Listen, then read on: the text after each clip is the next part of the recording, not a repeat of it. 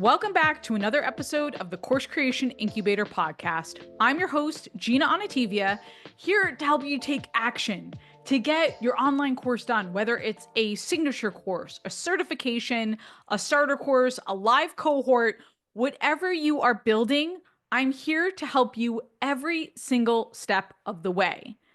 And guess what? We are on the verge of a huge milestone for this podcast. This is episode 199. We are one episode away from 200. And this tastes especially good. Okay. If we've got our virtual champagne toast right now, if you've been listening, you know I had to stop the podcast. And then I went every other week. And now we're back to weekly. And it feels oh so good. It feels like a big win. And I couldn't be more proud of the different content that we've put out in this podcast and the guests that we've put on. And I want to thank you for listening in, especially if you've been with me for the entire journey. And maybe you've been listening to me on road trips. Some of you have shared you binge me because I know these are shorter episodes, so you'll listen to 10 at a time. Or some of you have mentioned you listen to this podcast while you're walking or running. And if you're running while listening to me, I don't know how you do that either. Well, anyway, I just appreciate listening to my rants and my workshops. And I'm hoping this podcast has changed your life in some way. Because I'm here, like I said at the beginning of this episode, to help you take action and not be afraid to move forward. And I want that more than anything else. So thank you for listening. If you've been listening and haven't left me a review, even if you just want to leave a 5-star review and then a comment, that would be huge. Okay. I read every single one. They mean the world to me. And then finally, before we dive in officially, I would be remiss if I didn't thank my team for putting up with me each and every week. David, Robin, and Kathleen. I got a small but amazing team, and they are brilliant. They are efficient. And they support me even if I have wild ideas. So I couldn't be more lucky to have a great team. And now, as we approach 200 episodes, I've been kind of looking back on what makes online creators successful, with courses, workshops, membership sites.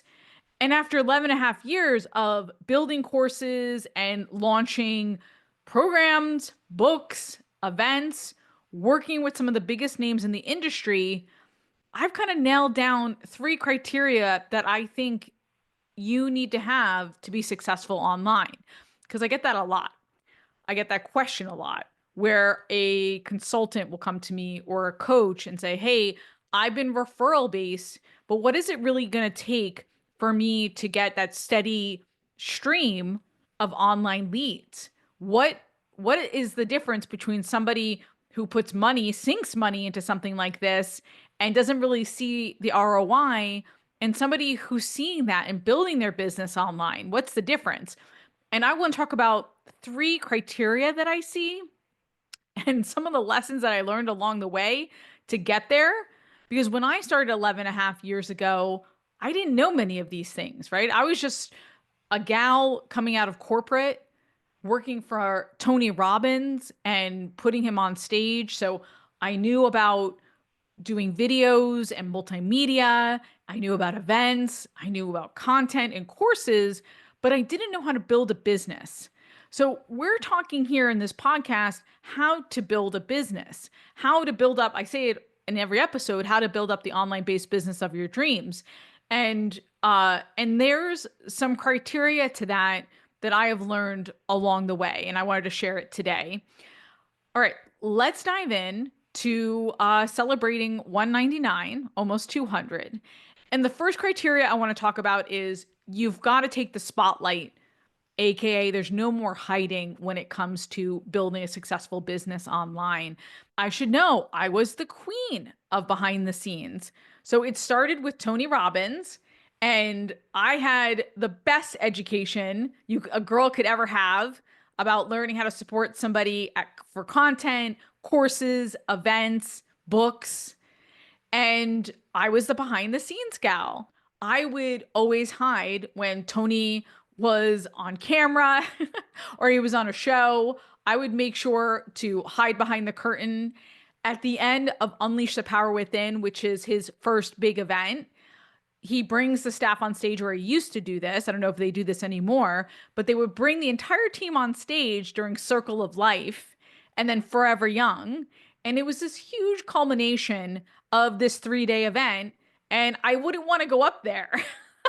Not because I didn't want to be with my team and live in that moment, because I was like, I'm the behind the scenes gal. I don't belong on stage. I literally said this to myself. I don't belong on stage. Okay. Then from there, I worked with Amy Porterfield, the Amy Porterfield, and we were behind the stage with Tony Robbins. And talk about somebody who went into the spotlight. Amy was behind the scenes for Tony, and then she knew she had to take the spotlight in order for her to make her $85 million and counting in courses. So I loved it, but I knew that my business wasn't going to grow until I stepped out of behind the scenes and into the spotlight. I knew that I was limiting myself by saying, I'm not the girl who doesn't go on stage, right? So now I think I am that gal, right? I do talk to people. I do have my own spotlight. We have an amazing business where we split between supporting others. We still do the behind the scenes stuff. Bo Eason is an amazing client, former NFL star, in-demand speaker, storyteller. We support Bo in all of his launches and love it. And then I also have a spotlight, this podcast, speaking at events, speaking at workshops. But I had to realize I didn't need to hide anymore. I couldn't hide anymore. And this is great timing because my husband Alex, who is my biggest fan and supporter, says to me, you're still thinking small. You need to step outside of who you've been. You need to continue to evolve and get bigger. So wherever you are, if there's something that's the equivalent of I don't belong on stages for you, what is that? Talk about Tony Robbins stuff, right? What is that negative belief that you've installed that's keeping you down or keeping your business smaller? Then you need to install a new belief and stop hiding. And trust me, I was the queen of hiding, right? So I want you to install a new belief. I want you to tell yourself a new story and then go big and pick your spotlight. And one more note on this. I know grabbing the spotlight can be scary. That's why I didn't do it for so many years, right? Taking that first step can be scary. But success doesn't come from waiting, it comes from pressing go. And I've told this story before. Megan Helmsley, our donkey farrier friend from Holistic Hooves, I'll link to her show in the show notes. And she just sent me an audio text on this saying, hey, I was just thinking back to when I was sitting in my trailer and I didn't know when to launch my course. And I texted you and you said you're doing it tomorrow. And then she did it. She pressed go. She took the plunge and she never looked back. And then she's telling me she's making 6 figures from her online course. If you listen to that episode, you can hear all the amazing updates that have happened to Megan because she took the spotlight, because she decided that she wasn't going to hide in her trailer anymore. So the difference between those who succeed and make real money is they press go and they step out in front. They don't just talk about it. All right, the second criteria that I've been thinking about just over my 11 plus years in entrepreneurship is the taking risk part of entrepreneurship and of course creation, and not being afraid to fail. Success favors the bold. You've heard this before. The best creators don't just launch, by the way. They experiment, they pivot, and they fail. Let's be honest, they fail. I was just onboarding a new client the other day, and I was asking, okay, let me in on some of the evolution of your business. What have you tried before? They were joking around. Oh, no, we've never tried anything before. Of course they have. They're entrepreneurs. They understand that they're going to invest money in, say, a workshop that might not work, but then a certification course that might make them money. So We're all afraid to fail, but if we don't step outside of our comfort zone, we're not going to reap the rewards. I love to tell this story about where the 6 week accelerator comes from. And I used to do it live. It's evergreen now. You can take it. It's a self-paced course where we work together for 6 weeks. You get your starter course out to market. And the genesis of that course is Dawn Eason, who's an incredible business strategist. I'll link to her episode in the show notes. She said to me, a pandemic is happening because it would just hit. She said, people don't need coaching over a year, 18 months. They just need to get their courses out there, and they need to get their courses out there now. You need to put something together where people get their courses out in like 6 to 8 weeks. And she was right. I launched a 6 week accelerator to help people get their course out there quickly because that was the time. That's what people needed. And she was right. And it was risky and it was bold. And it's been a huge success for our business.